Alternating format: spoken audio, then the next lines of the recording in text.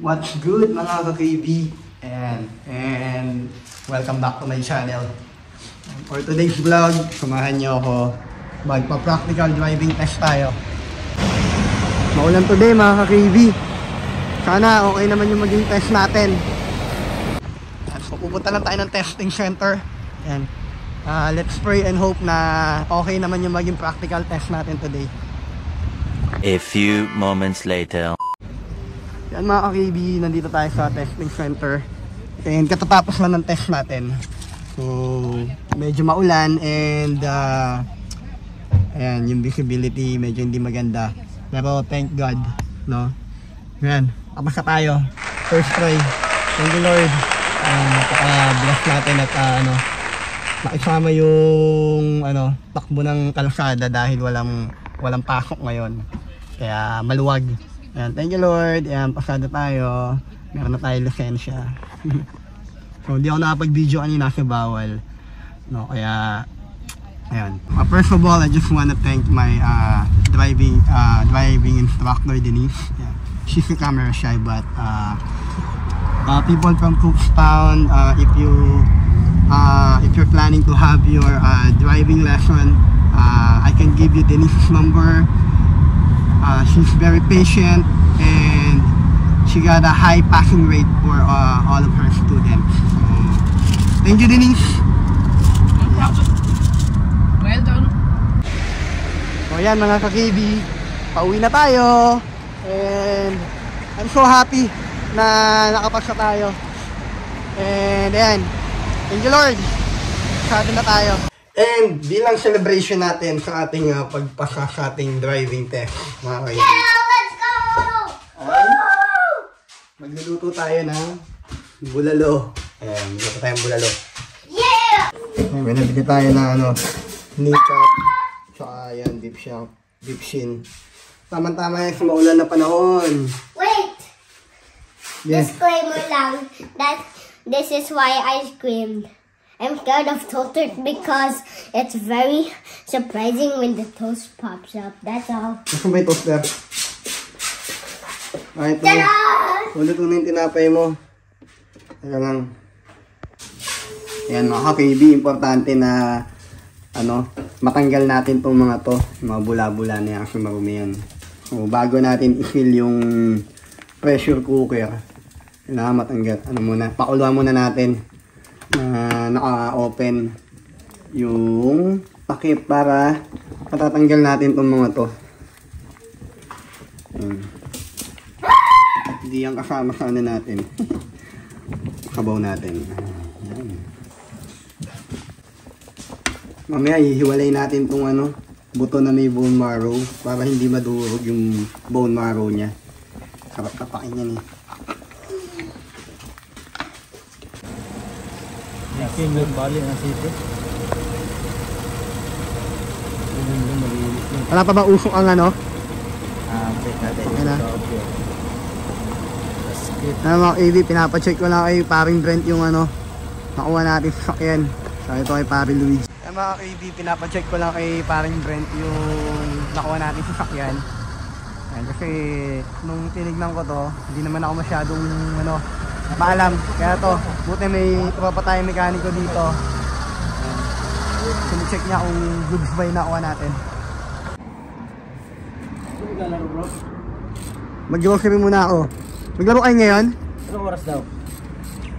May schedule ba? Meron daw eh. Can I go inside? Sige, punta ka na doon. I can't open the door. Paring Luigi nagpapalit ng full spring.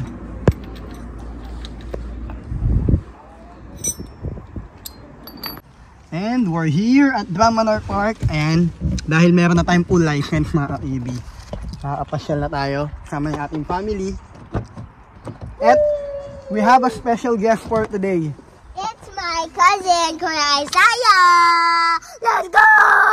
Say hi. Hi. Guys, look at the rainbow. You know, may rainbow.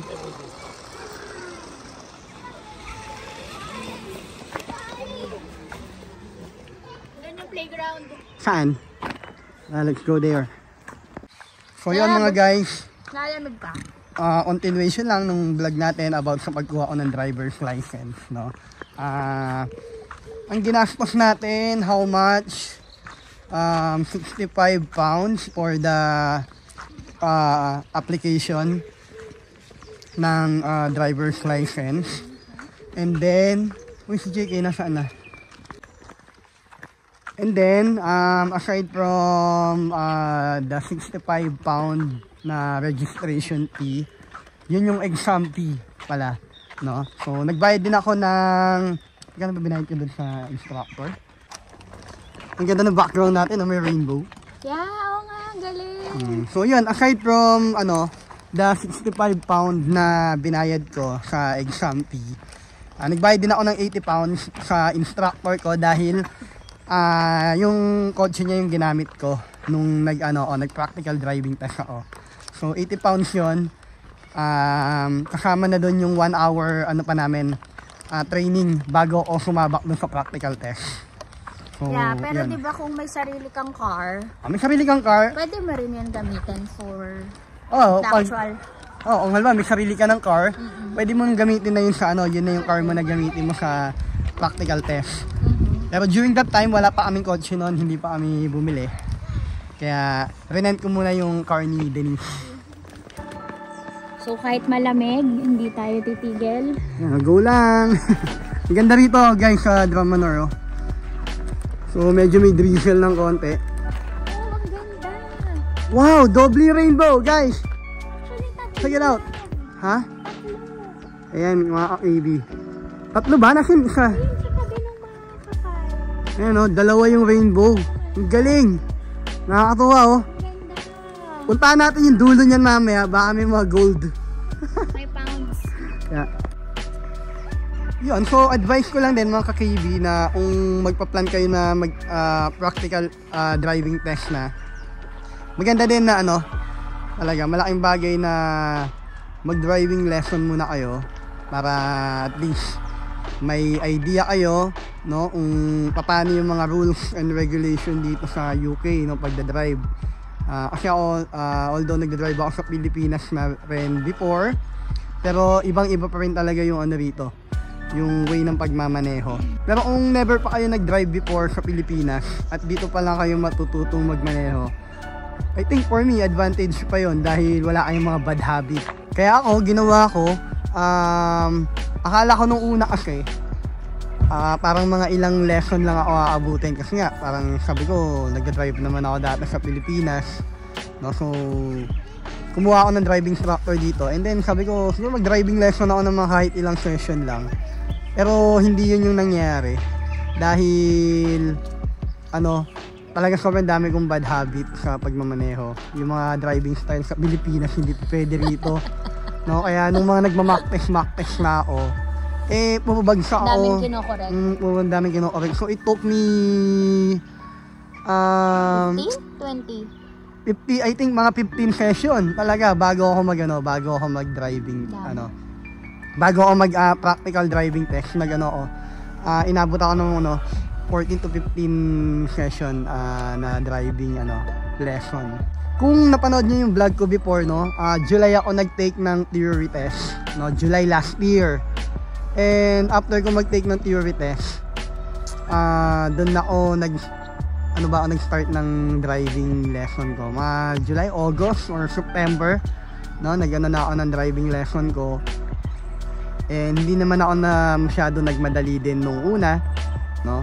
So akala ko kasi madali lang kumuha ng schedule, no? Nung nakapag-desisyon na ako na kumuha ng schedule ng practical test, ang hirap pala kumuha ng schedule dito, kaya ang nakuha kong schedule ay yung February na 2024. Kaya yun. So dito sa UK talagang napakahalaga na meron kang sariling sasakyan. Kasi lalo na if you live here in kagaya namin sa Oakstown, na medyo countryside siya, na hindi kagaya ng pag nasa city ka na yung transportation ay madali, no? Dito talagang ang hirap pag wala ang sasakyan, lalo na pag nandito na yung family. Kaya yun din yung nag-motivate sa akin para kumuha ng lisensya at saka makakuha tayo ng sasakyan natin. And God is good talaga, no? Answered prayer mga KB. So yun lang mga KB yung i-share ko, no, about sa pagkuha ko ng driver's license. And hopefully si wife naman yung next. Kaya mag-review ka na. Yeah. So yun mga KB, and maraming salamat sa inyong panonood. And muna tayo, mag-mind muna tayo ng mga bata dito at makikipaglaro tayo sa kanila. Ayan, ang ganda na ng panahon. Pa-spring na. Kasi makikita mo yung mga puno, nagkakaroon na ng Bud. Oh, bud ba yan? Mga dahon-dahon? There's mag-spring yung... Ayun, no? So dito sa Drum Manor Forest Park, first time ko magpunta dito eh. Pero I think meron pa dito eh, yung mga part na may mga squirrel. Castle. Oh, may castle din dito. Ayun yung castle, oh. Kita ba dito? Ayun yung castle. Ayan. Guys, kaya, kamusta ka dyan?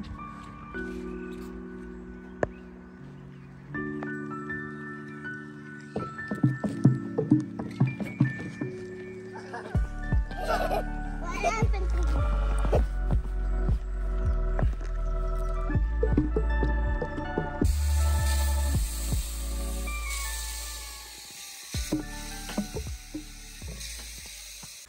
Mga ma'am, mga sir, kami po ay hindi masamang tao, nalilimos lang po kami. Maawa na po kayo sa amin, hindi po kami mangho-hold up, hindi po kami mangi-snatch. Kami lang po ay hihingi ng konting tulong, galing po kami sa malayong lugar. Tara na. Asan na envelope nyo? Bigay nyo na yung mga sobre. Natatawa si Isaiah sa ano.